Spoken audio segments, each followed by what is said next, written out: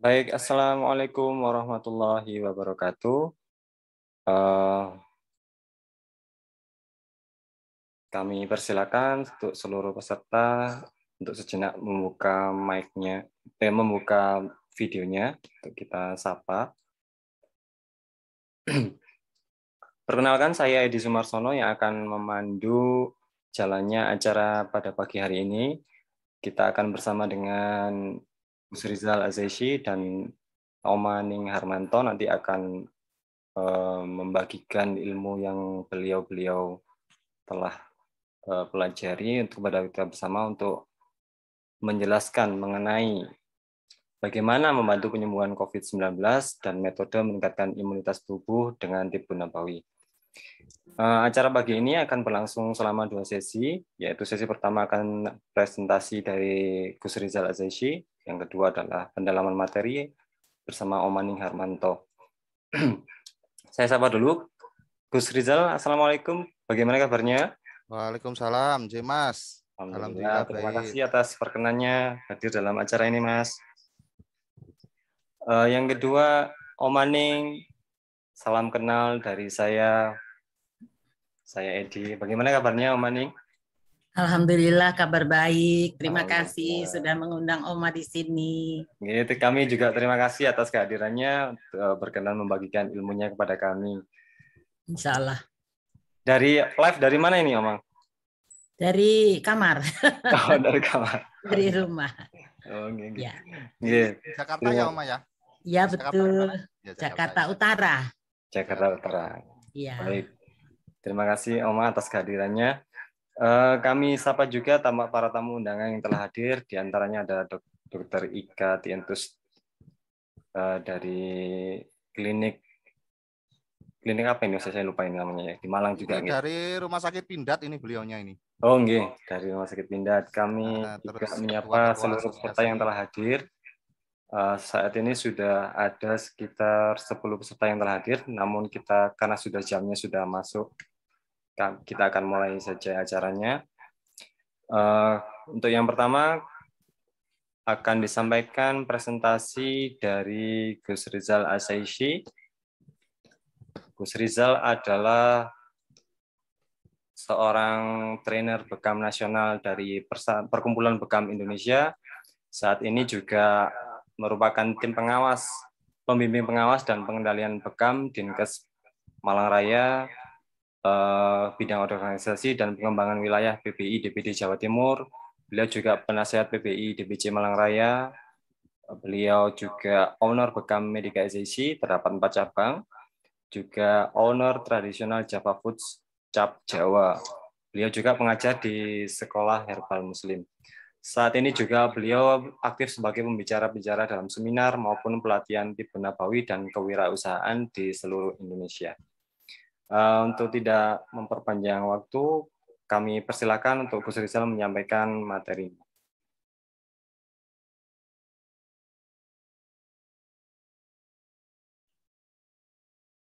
Ya, minta tolong Mas Edi untuk di share screen.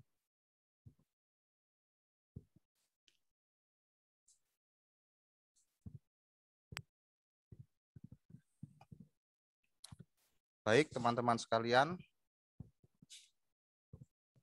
kita mulai ya. Assalamualaikum warahmatullahi wabarakatuh. Bismillahirrahmanirrahim. Waalaikumsalam.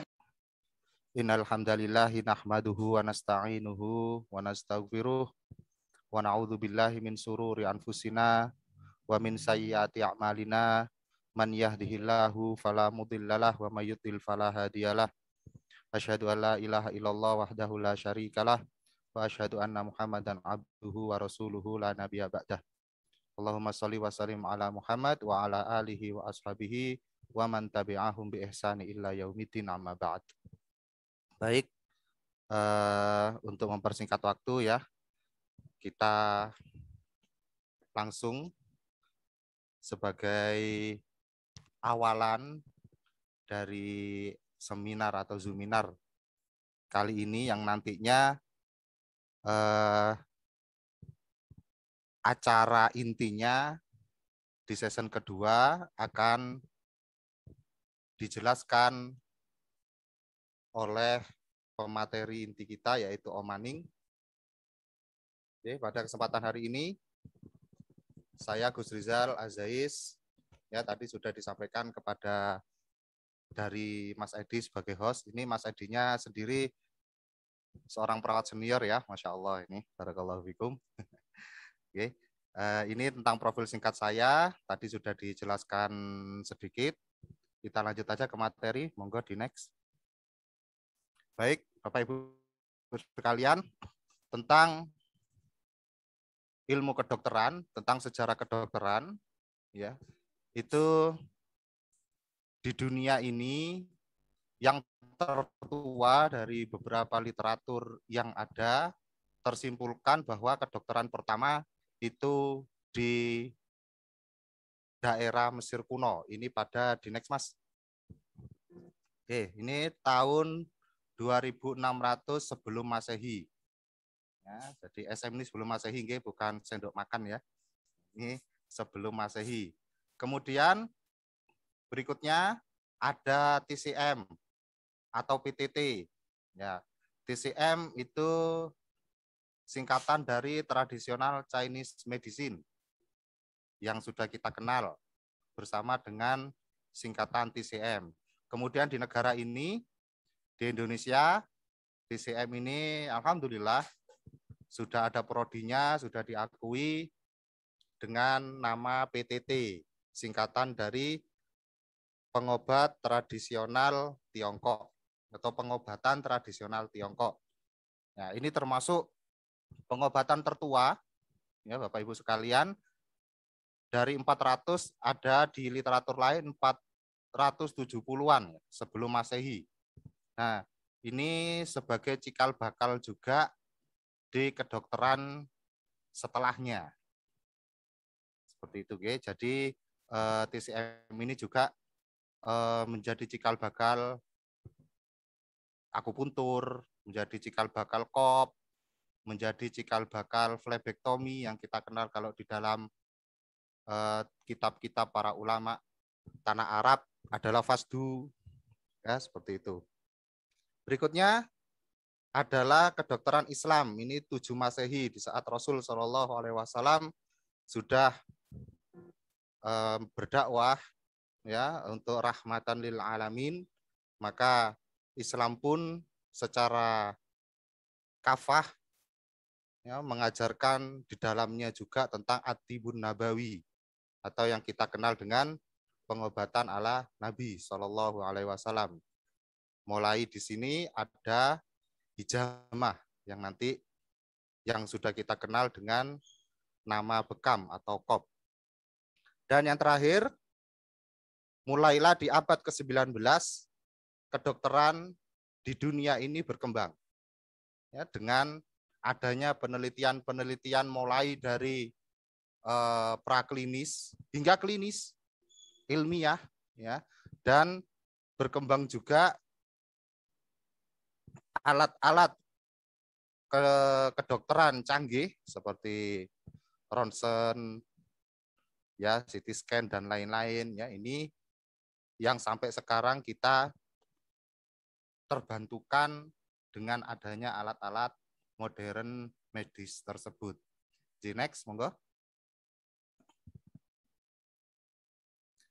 Baik, Bapak Ibu sekalian, ini kita perkenalan tentang 5 kedokteran yang diakui di Indonesia. Kita harus mengenal tentang 5 jenis metode kedokteran yang oleh Kemenkes kita, Kementerian Kesehatan Republik Indonesia, memberlakukan satu, yaitu kedokteran empiris. Apa itu empiris, Bapak Ibu? Secara bahasa mudahnya, empiris itu tradisional, ya, yang cara kerjanya, keamanannya, khasiatnya itu diakui secara empiris, secara tradisional, secara turun-menurun. Ini empiris.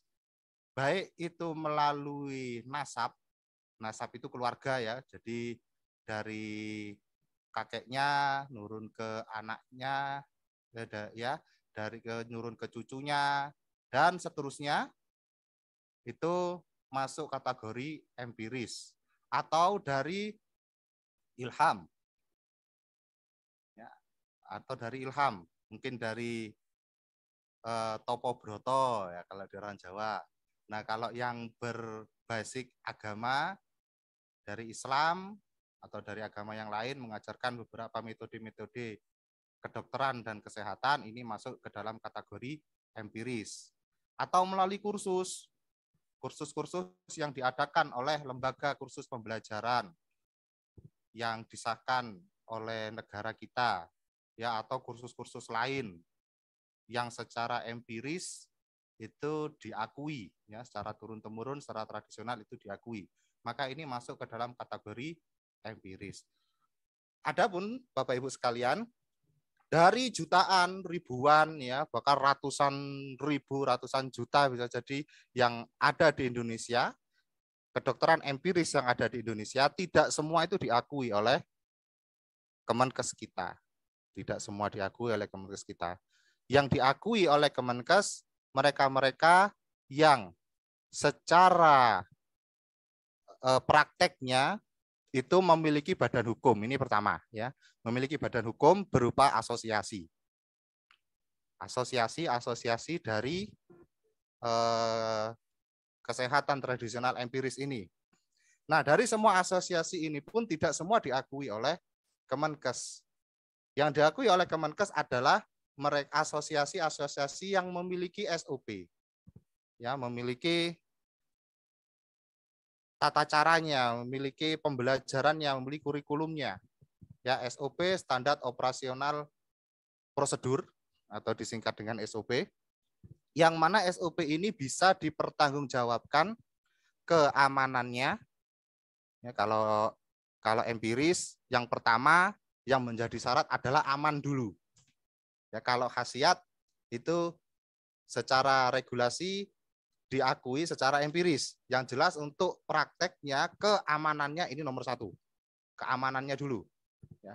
Dari semua ORPRO atau organisasi profesi atau asosiasi itu yang diakui sampai detik ini masih 17 ORPRO, 17 asosiasi. Ya, termasuk yang saya ada di dalamnya, yaitu PBI, kemudian Om Maning dari Aspetri, nah, ini beliaunya, Masya Allah. Kemudian ada teman-teman sebagai tamu undangan juga, ini ketua dari Perpari, yaitu refleksi dan akupresur. Nah ini masuk ke dalam salah satu dari 17 asosiasi empiris yang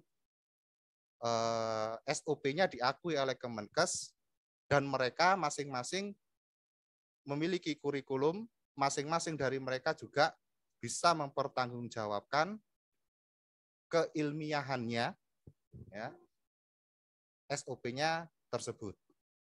Itu Bapak Ibu ya, ini bisa dicatat, silakan Bapak Ibu sekalian, tentang kedokteran atau kesehatan empiris. Ini diakui di negara Kesatuan Republik Indonesia. Yang kedua adalah komplementer. Apa itu komplementer? Komplementer adalah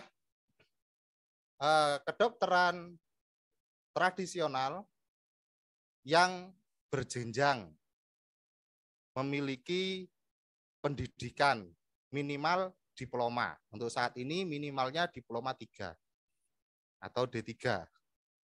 Ya, di 2030 nanti pemerintah Indonesia sudah menginginkan D3 ini dihapus, semuanya sudah mulai ke D4.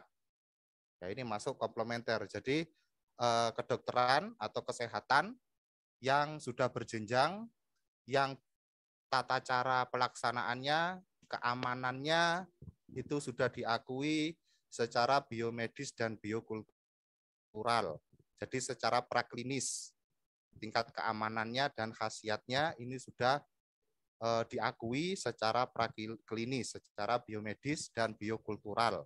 Nah, di Indonesia, Bapak Ibu, komplementer ini yang sudah dimasukkan ke dalam Indonesia, yang pertama adalah jamu. Ya, jamu ini sudah ada diplomanya. Ya, jamu dari D3. Dah. Kemudian akupuntur. Akupuntur ini D3 masih ada, cuma regulasi terbaru nanti semua beralih jenjang di 2030 harus sudah D4. D4 ini setara dengan S1, sudah memiliki gelar di belakangnya. Ya, nanti gelarnya untuk saat ini AMD AKP, ya, akupuntur. Bahkan akupuntur sendiri sudah ada S2-nya, ya. Sudah ada S2-nya atau spesialisnya. Dari kedokteran, kalau Bapak Ibu sekalian ada putra-putrinya yang sudah ambil kedokteran, kemudian ingin mengambil akupuntur, itu ada S2-nya di UI, ya, di Jakarta, satu-satunya di Indonesia. Jadi nanti SPAKP, spesialis akupuntur. Nah, ini Bapak Ibu sekalian, ini tentang komplementer.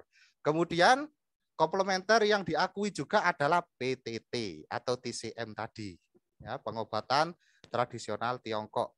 Ini diakui oleh Kemenkes kita, oleh negara kita sebagai komplementer kombinasi.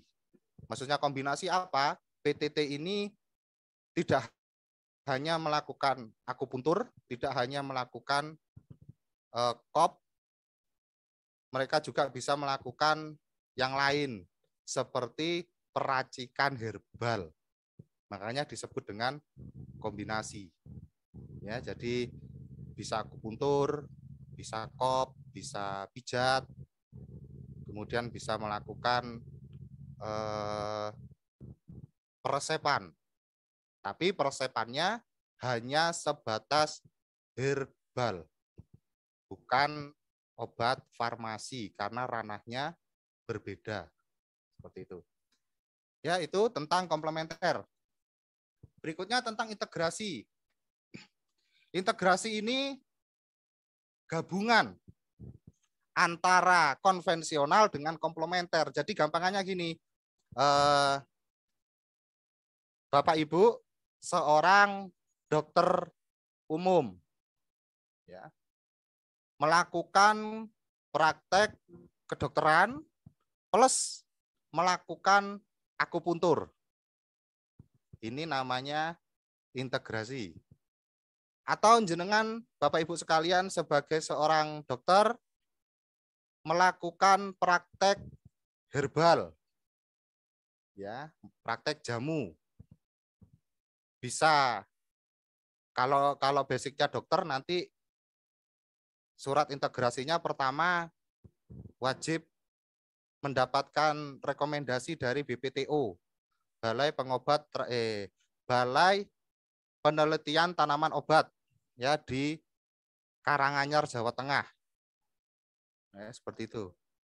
Ini baru nanti bisa berpraktek dengan surat rekomendasi integrasi atau dengan akupuntur tadi, maka ini masuk ke dalam kategori kedokteran integrasi. Gabungan antara konvensional dan komplementer.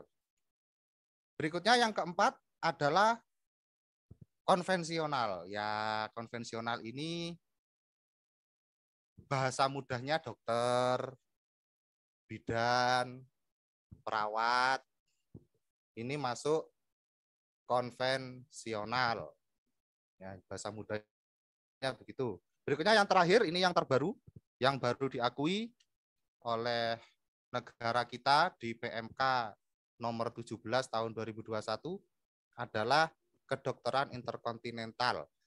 Kalau dulu Bapak Ibu sekalian, kedokteran interkontinental ini masyarakat kita menyebutnya dengan nama SINSE. Sekarang disebut dengan dokter interkontinental. Sudah ada prodinya, PTT namanya, pengobatan tradisional Tiongkok. Ya, termasuk Ibu Ning ini juga salah satu dari interkontinental. Ya. Kemudian sudah ada magisternya, ya, sudah ada S2-nya juga ini Bu, Bapak Ibu sekalian, ya, kedokteran interkontinental. Ini sudah diakui secara PMK, secara regulasi di negara kita. Ya, jadi ada empiris, ada komplementer, ada integrasi, ada konvensional, dan ada interkontinental. Nah, ini bisa dipahami, bisa dicatat.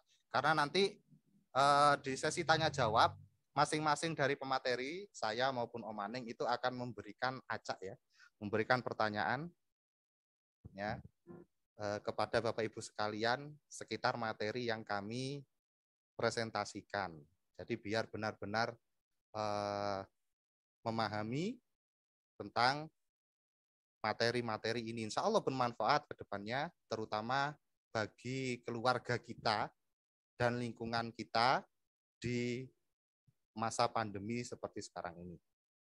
Baik, Bapak Ibu sekalian, kita lanjutkan tentang pembahasan ya tentang empiris dan komplementer secara interkontinental. Nah, ini di PMK nomor 61 tahun 2016, kemudian ke Kemenkes, ini peraturan Menkes Nakes Tenaga Kesehatan nomor HK sekian-sekian, dan yang terbaru PMK nomor 17 tahun 2021. Nah, ini maksudnya begini Bapak Ibu, karena basic saya dan basicnya Om Aning, dan juga sesuai dengan materi ini adalah kita membahas tentang herbal yang insya Allah membantu penyembuhan dari COVID-19. Kalau kita berbicara herbal, maka kita juga berbicara tentang rumusnya, tentang dasarnya. Ya, dasarnya adalah pembahasan ini dari kedokteran interkontinental. Ya, jadi kita harus mulai membiasakan dengan istilah-istilah TCM. Ya, karena ini sudah masuk, bahkan di WHO sendiri sudah diakui. Itu Bapak Ibu sekalian. Oke, next, Mas Edi.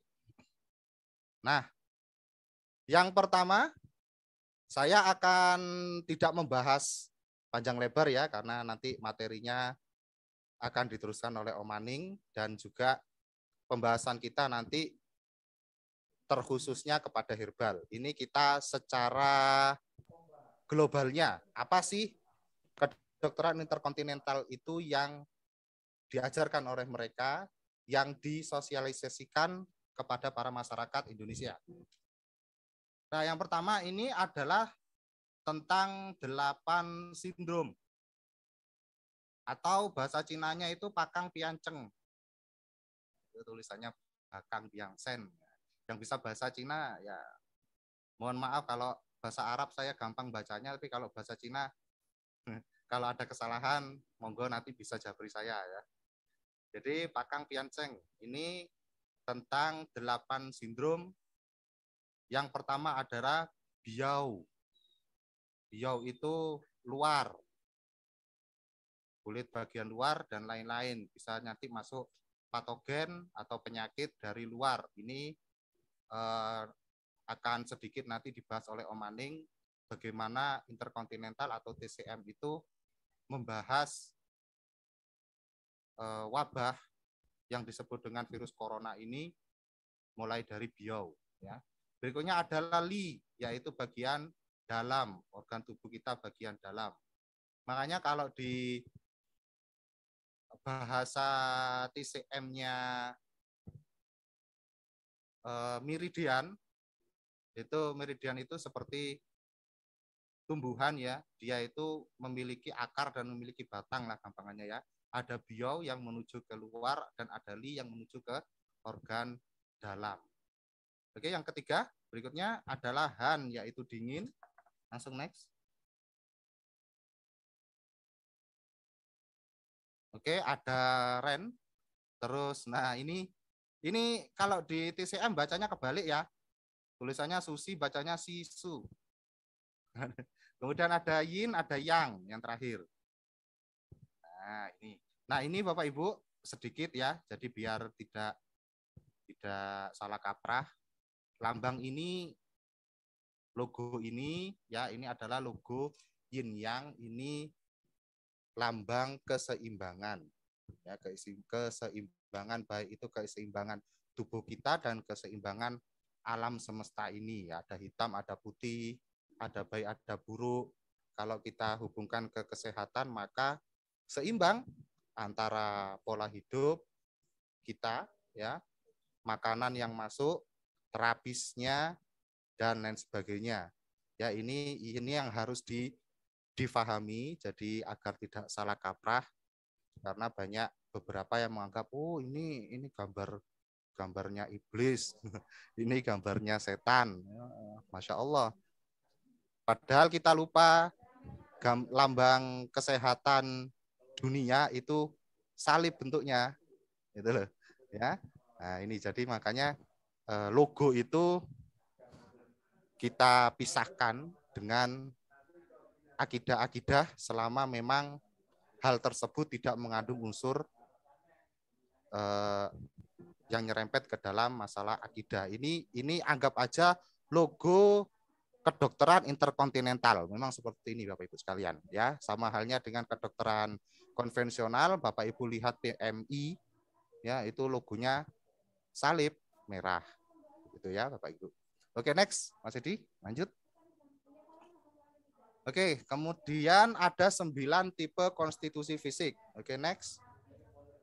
Ini yang diajarkan nanti ada defisiensi Qi, kemudian ada defisiensi Yang, langsung ada defisiensi Yin, ada lagi dahak lembab, ada lagi panas lembab, kemudian ada darah stasis, ada depresi Qi, ada atopia, yang terakhir normal seimbang. Nah, ini yang dipakai oleh para sensei atau oleh para dokter interkontinental untuk mendiagnosis.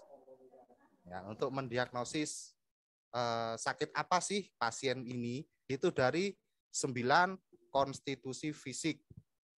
Ya, Bapak Ibu. Jadi nanti Bapak Ibu itu dikasih, kalau Bapak Ibu datang ke kliniknya dokter-dokter interkontinental, itu ada lembar namanya konstitusi fisik. Ini wajib diisi, ya, wajib diisi sejujur-jujurnya. Jangan malu, ya, untuk mengisi itu. Kerahasiaannya Anda pun juga terjaga. Sama seperti SOP-nya kedokteran konvensional. Kerahasiaan pasien itu terjaga. Ini harus diisi, ya. Wajib nanti di situ defisiensi Qi apa. Dari sana nanti ada scoringnya. Jadi Bapak Ibu nanti di scoring ketahuan, oh Bapak Ibu ini mengidap sakit A. Oh Bapak Ibu ini memerlukan herbal jenis peluruh, herbal jenis tonifikasi, atau herbal yang lainnya. Ini wajib diisi Bapak Ibu. Oke, lanjut, next. Penyebab penyakit di kedokteran interkontinental ini ada disingkatnya PPL, ya, atau penyebab penyakit luar. Oke, next Mas Edi, lanjut. Ya, ini ada Liu Yin, Weigan, 6 patogen luar. Jadi patogen yang ada di luar itu bisa masuk ke dalam tubuh kita, termasuk COVID-19, ya. Itu masuk kategori Weigan, yaitu patogen, ya. Dari 6 penyebab, bisa dari angin. Karena memang COVID-19 itu ada di udara sekitar kita. Ya, itu salah satunya. Nanti ini pembahasannya Om Maning. Berikutnya dari dingin, ya, dan panas dari patogen luar. Kalau bahasa TCM-nya interkontinentalnya ini pusing dari iklim, ya, dingin dan panas. Berikutnya dari lembab, dari kering, dan patogen api. Patogen api ini maksudnya patogen yang memiliki sifat lebih panas, ya, daripada panas itu sendiri. Contohnya jerawat, bisul, benjolan-benjolan itu kalau di interkontinental, gestrat interkontinental menyebutnya dengan patogen api. Berikutnya next. Ada PPD 7 emosi atau disebut dengan Neisang. Ya, itu terus sampai 7. Wah, sudah, stop. Ya. Nah, 7 emosi. Dalam kedokteran interkontinental atau TCM atau PTT, masing-masing tubuh kita itu Bapak Ibu sekalian bertanggung jawab atas emosi. Ya, atas psikis. Seperti senang atau bahagia itu yang berpengaruh itu jantung. Jadi kalau terlalu senang, terlalu bahagia, orang itu kena serangan jantung bisa mati. Ya. Ini dulu saya bingung juga ya. Waktu itu kalau tidak salah SMP. Tetangga saya itu tetangga saya tahu tapi saya tidak kenal ya. Tetangga kampung tapi saya tahu orangnya. Itu dapat togel Bapak Ibu, dapat lotre. Zaman segitu dapat berapa ya, 90 jutaan mungkin. Saking bahagianya suami istri itu meninggal. Langsung kena serangan jantung vonisnya. Nah, ini sudah dibahas di dalam interkontinental, sudah dibahas dalam TCM. Kalau terlalu senang, terlalu bahagia, ya kena serangan jantung. Makanya harus seimbang. Jangan senang yang terlalu berlebihan. Makanya di Islam hal yang hulu atau yang berlebihan itu sangat dilarang, apapun itu, termasuk tentang psikis kita. Jangan terlalu sedih, jangan terlalu senang, jangan terlalu galau, jangan terlalu gabut. Begitu. Karena apa? Islam mengajarkan juga tentang seimbang pola hidup kita. Dan kita memiliki Allah Subhanahu wa ta'ala. Berikutnya adalah marah. Yang bertanggung jawab terhadap marah itu adalah hati kita atau liver kita. Ini. Kalau Bapak Ibu, mohon maaf ya, tapi namanya manusiawi, saya tidak bisa mengkritisi, ya. Cuman kalau kita sebagai seorang muslim, muslimah, kita sebagai seorang yang sosial, sebagai seorang yang ingin sehat, maka jaga amarah kita. Jangan terlalu dendam ya dengan seseorang. Ya, ini berpengaruh kepada liver, berpengaruh kepada hati kita. Ya, jadi saya pernah berbincang-bincang dengan seorang tabib, ya, dengan seorang dokter tabib, tabibun, ya, ustadz lah ya, Masya Allah ya. Tapi beliaunya itu juga paham tentang ilmu kesehatan. Itu diagnosanya salah satunya dari segi iman. Jadi kalau ada orang datang dalam kondisi hatinya bengkak, sirosis, ya, itu yang pertama diajak komunikasi dulu. Apakah Bapak Ibu sekalian dari hati ke hati memiliki dendam dengan seseorang, ya, yang kesumat, yang tak termaafkan, padahal Allah Subhanahu wa ta'ala itu sangat pemaaf. Itu maka kurangilah minimal, ya. Ini juga berpengaruh Bapak Ibu sekalian kepada hati atau liver kita. Jadi yang terlalu temperamen, monggo setelah dari seminar ini bisa mulailah untuk sobirun, ya, untuk sabar, ya, seperti itu. Berat memang, tapi insya Allah kita bisa melalui itu semua. Demi apa?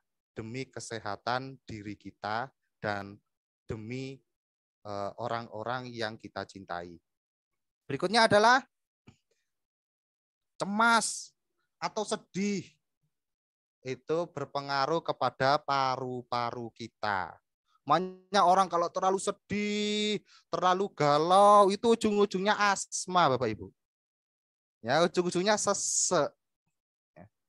Ya, ini kalau dibilang cocok logi, enggak, cocok logi kok sudah 400 tahun sebelum Masehi diakuinya.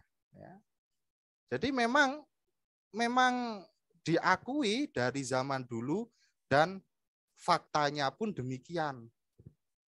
Ya, jangan terlalu galau, jangan terlalu sedih dari apa-apa yang menimpa kita. Pasti nanti Allah Subhanahu wa ta'ala, ya, Tuhan kita akan memberikan pengganti yang lebih baik. ya untuk kita. Minimal Allah Subhanahu wa taala akan memberikannya itu di jannah nanti. Di surga. Apa sih yang setara dengan itu, dengan surga? Enggak ada.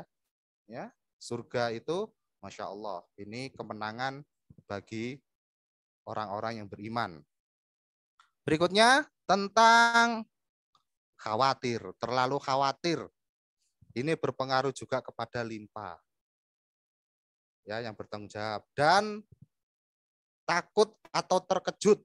Orang yang terlalu takut, orang yang mudah terkejut itu biasanya ginjalnya lemah, Bapak Ibu. Ya, sering contohnya gini. Orang yang terlalu takut di kuburan, setiap kali lewat kuburan atau beliaunya itu berada di dalam kuburan, mungkin dites sama seniornya ya, kalau di sekolah-sekolah itu kalau MOS, nah, itu sampai ngompol. Nah, ini ada masalah di ginjal karena saking takutnya. Ya, uriumnya ya sudah langsung keluar menjadi urin. Seperti itu, ngompol ya istilahnya. Ini yang berpengaruh dari rasa takut kepada organ tubuh kita adalah ginjal. Nah, ini Bapak Ibu sekalian, monggo dicatat, monggo dihafalkan, dan nanti di grup peserta insya Allah akan saya bagikan bentuk PDF aja biar ringan ya. Gitu, nanti bisa terus dipelajari. Berikutnya adalah penyebab lain. Oke, next Mas. Penyebab lain yang bisa menyebabkan penyakit itu ada kecelakaan, ada diet tertentu yang terlalu ketat, ini juga tidak diperbolehkan. Kemudian tipe fisik tertentu dan roda paksa. Roda paksa ini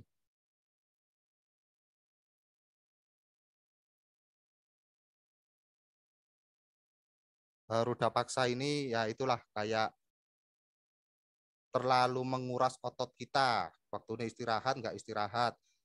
Enak sedikit sudah diloskan pekerjaan kita. Oke, next lagi Mas.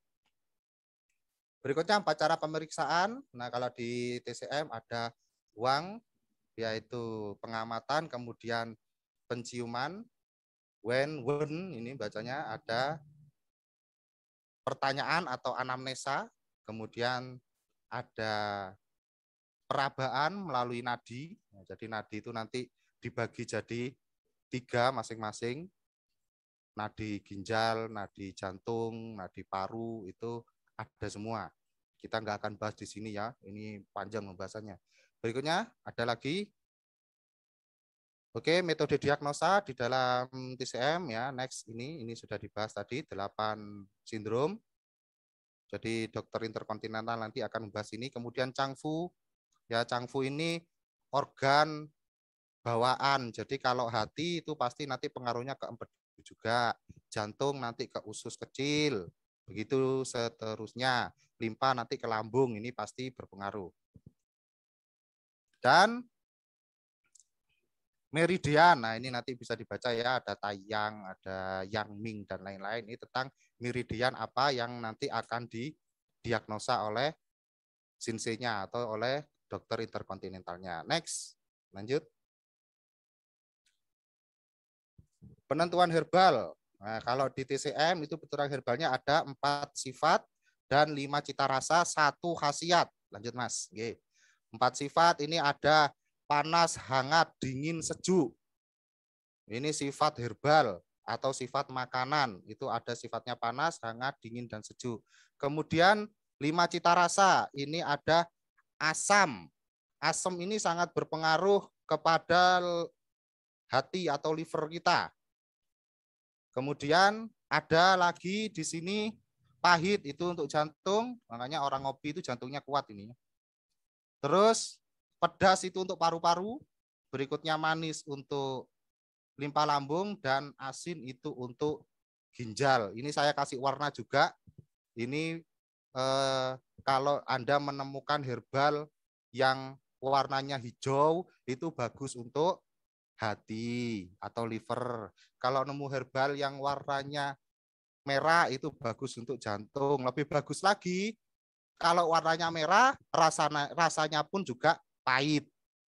Nah, ini bagus, lebih bagus lagi untuk jantung kita. Berikutnya tentang satu khasiat. Khasiat ini bisa dari empiris dan juga bisa dari klinis. Oke, lanjut. Metode penyembuhan dalam Islam yang pertama, ya, kita harus berdoa. Lex Mas, Al-Quran adalah sifat. Wa qala rabbukum ud'uni astajib lakum. Oke, berdoalah kalian langsung kepadaku, niscaya akan aku kabulkan untuknya. Jangan lupakan kekuatan kita adalah tentang berdoa. Berikutnya jangan lupakan bahwa Al-Quran itu adalah syifa. Al-Quran itu adalah penyembuh. Ya, banyak kasus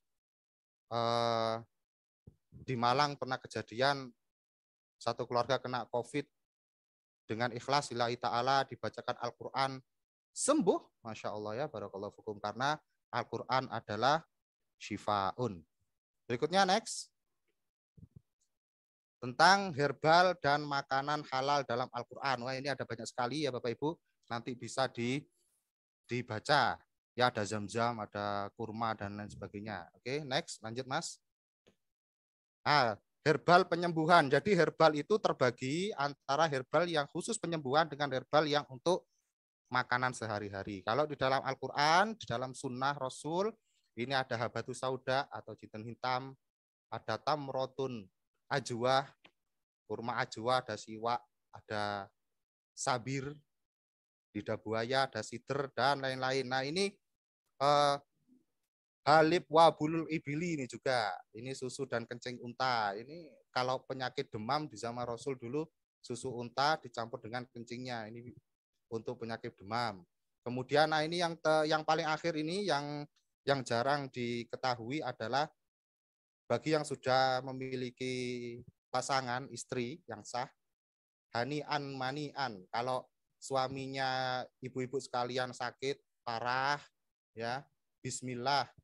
Kalau pas musim hujan, ibu-ibu nampung air hujan, taruh di kulkas. Kemudian belikan madu dari hartanya ibu-ibu sendiri, jangan minta suami. Kemudian dari air hujan itu berilah madu, minumkan ke suamimu. Itu yang diajarkan oleh Ali bin Abi Thalib. Dan insya Allah Ta'ala karena tercampurnya syifa itu dari madu, penyembuhan, dan tercampurnya antara berkah yang diturunkan melalui air hujan, maka bisa menyembuhkan penyakit. Ini disebut hanian manian. Lanjut, Mas.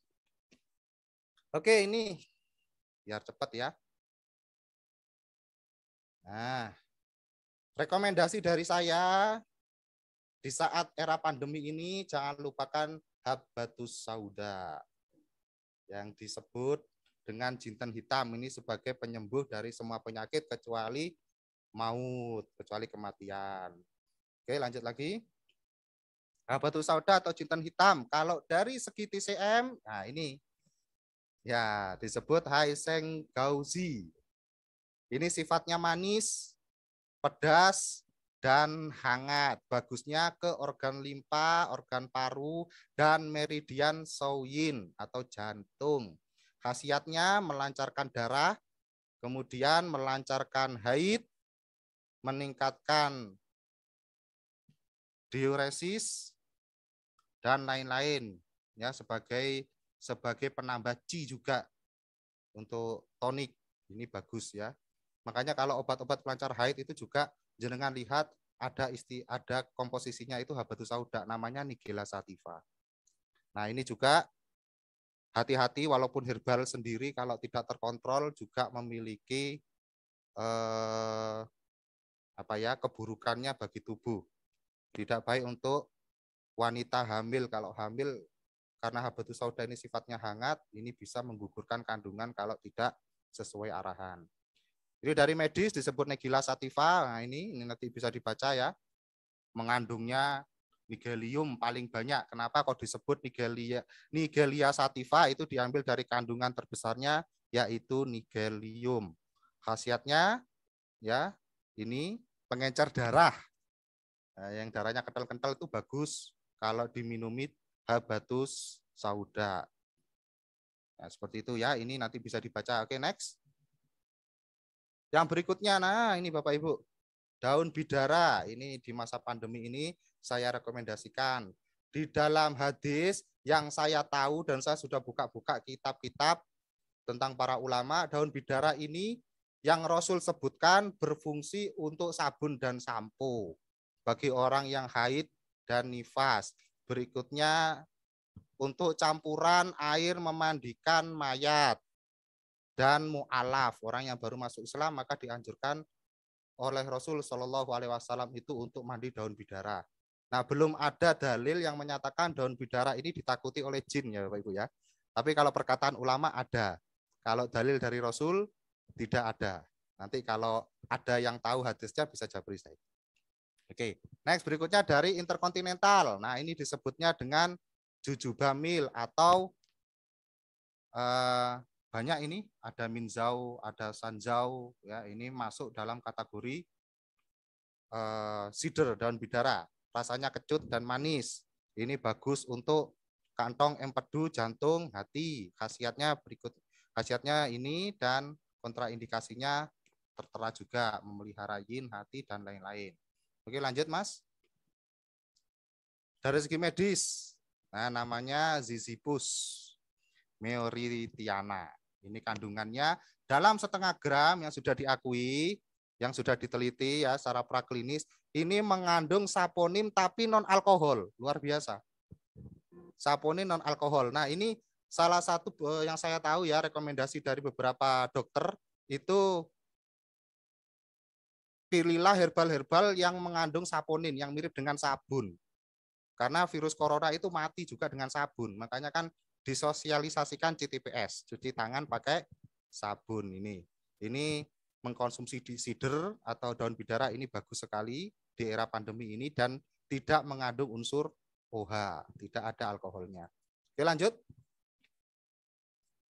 Madu. Nah, ini kalau di Tibun Nabawi jelas ya, madu di dalam Al-Qur'an sebagai penyembuh. Next, Mas. Oke, next. Lanjut. Nah, interkontinental, ini Feng Mi sebutannya ya. Ini nanti madu gampangannya sebagai tonifikasi. Oke, lanjut lagi. Madunya nanti minimalnya beli di peternak ya. Jangan beli di sembarangan karena banyak madu-madu palsu itu terbuat dari sprit dicampur nanas busuk. Wah, ini bahaya. Intinya madu asli itu adalah madu yang diproduksi oleh lebah itu sendiri. Itu madu asli. Nanti beda antara madu asli, madu murni, dan madu yang lainnya. Ini pembahasannya panjang. Yang jelas, yang aman, belilah madu dari peternaknya langsung, dan carilah madu itu yang tidak berbusa. Kenapa? Kalau berbusa itu kadar CO2-nya masih tinggi. Habis minum madu harusnya perutnya enak, malah kembung. Ya itu. Jadi carilah madu yang tidak berbusa, atau orang-orang nyebutnya madu tua. Ya, gitu Bapak Ibu. Madu hutan itu juga bagus. Oke, ya ini kita bahas sedikit tentang Kistul Hindi atau Kustul Hindi. Ya, memang hadisnya radang paru, radang sendi, ini Rasul Shallallahu Alaihi Wasallam memberikan Kistul Hindi. Next, Mas. Kistul Hindi juga di dalam interkontinental disebut muksiang. Ini biasanya sinse dari zaman dulu sudah pakai ya Kistul Hindi untuk moksa juga. Dan untuk pil, ya nanti bisa dibaca. Sifatnya yang pedas, dia tadi bagus untuk limpa, lambung, dan paru-paru. Nah, ini karena corona juga mengendapnya di pernapasan. Oke, next.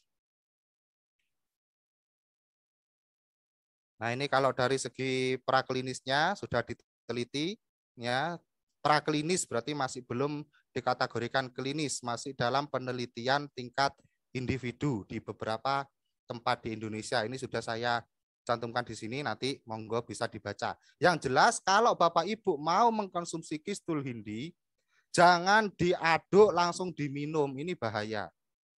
Tidak sembuh nanti, malah kalau terlalu sering resiko ke ginjalnya, asam urat, nanti malah bisa gagal ginjal. Kenapa? Ini jenisnya kayu ya Bapak Ibu. Herbal yang jenisnya kayu itu jangan diminum langsung. yang betul disaring, diminum airnya. Nah, ini makanya kalau langsung diminum gelondongan gitu, serbuan digiling, diminum, ya kasihan ginjalnya. Ya, makanya pernah ada kasus saya minum Kistulidi kok perut saya nggak enak, kok nggak bisa kencing. Nah, ini resiko ke ginjal. Yang betul disaring atau diendapkan dulu, terus diminum airnya saja. Oke, next. Nah, ini hijama atau bekam. Nah, ini juga inna afdola ma tadawaitum bihil hijama. Sebaik-baik pengobatan, kata Rasul, adalah bekam untuk kalian. Ya, mamaror tulailata asriya bi bimalain illa qalu ya Muhammad mur ummatuka bil hijama. Ini wahyunya saat Rasul di Isra Mi'rajkan, selain mendapatkan wahyu salat, Rasul juga diperintahkan oleh para malaikat di tiap-tiap pintu langit, ya Muhammad mur ummatuka bil hijama. Perintahkan umatku untuk berbekam. Oke, next Mas, lanjut. Nah, oke, lanjut ya. Nah, ini Bapak Ibu, ini tentang bekam, saya bahas sedikit aja ya. Bekam itu kalau kita mau ngomong agak medis sedikit, itu disebut ODT atau oksidan drainase terapi. Dan yang diambil itu adalah CPS, singkatan dari causative pathological substances. Jadi darah bekam itu darah CPS namanya, patogen-patogen yang mati. Darah-darah statis, darah mati yang sudah gumpal, hasil dari sampah metabolisme tubuh. Itu secara otomatis oleh tubuh kita dibuang di perifer epidermis.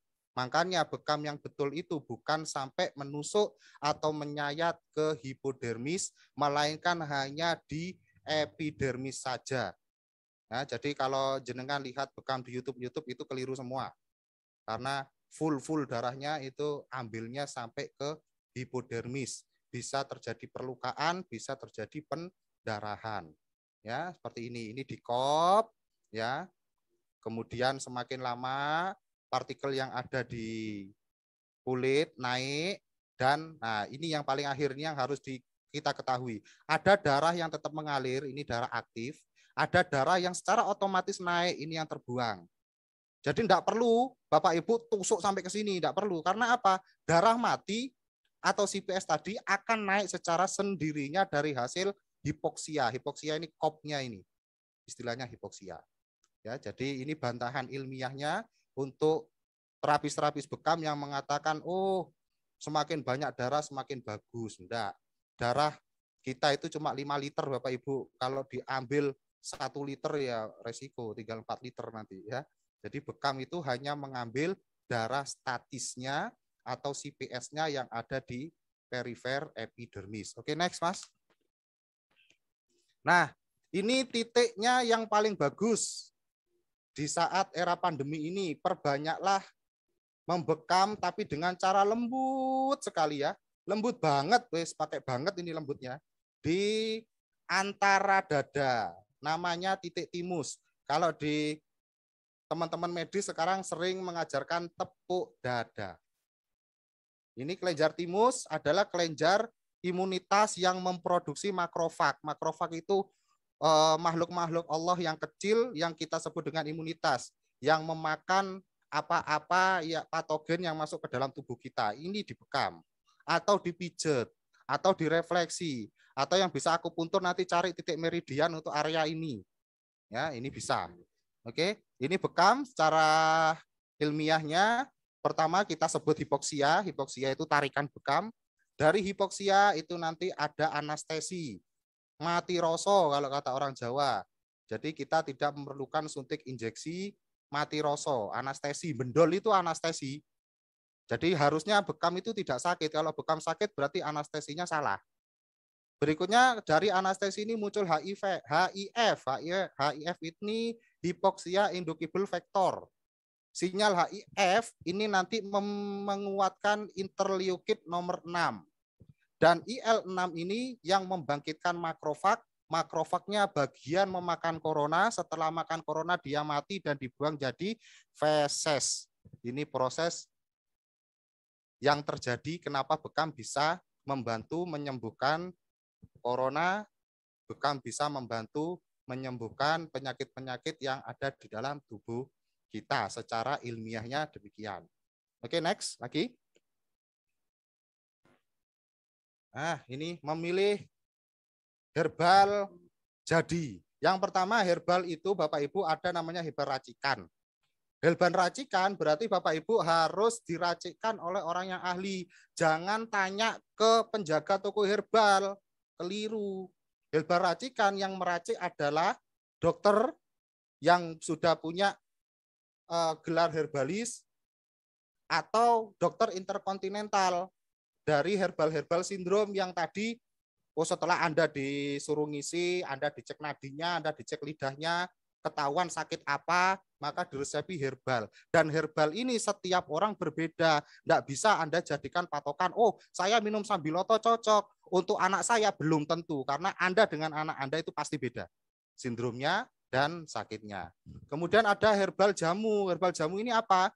Kalau Anda punya produk, kemudian di BPOM-kan, maka minimalnya akan dapat ini logo dengan tulisan jamu, yaitu herbal yang sifatnya masih empiris, belum ada penelitian, kayak habatus sauda dan lain-lain, dan hanya boleh menuliskan khasiat untuk daya tahan tubuh. Next, kemudian ada ada OHT. OHT ini singkatan dari obat herbal terstandar. Berarti Anda herbalnya ini sudah diekstrak. Ekstrak itu bukan digodok. Ekstrak yang betul itu masuk lab, nanti ada destilasinya bertingkat, diambil yang paling akhirnya ini mengandung enzim apa, ini mengandung unsur apa, ini masuk OHT. Kemudian ada fitofarmaka.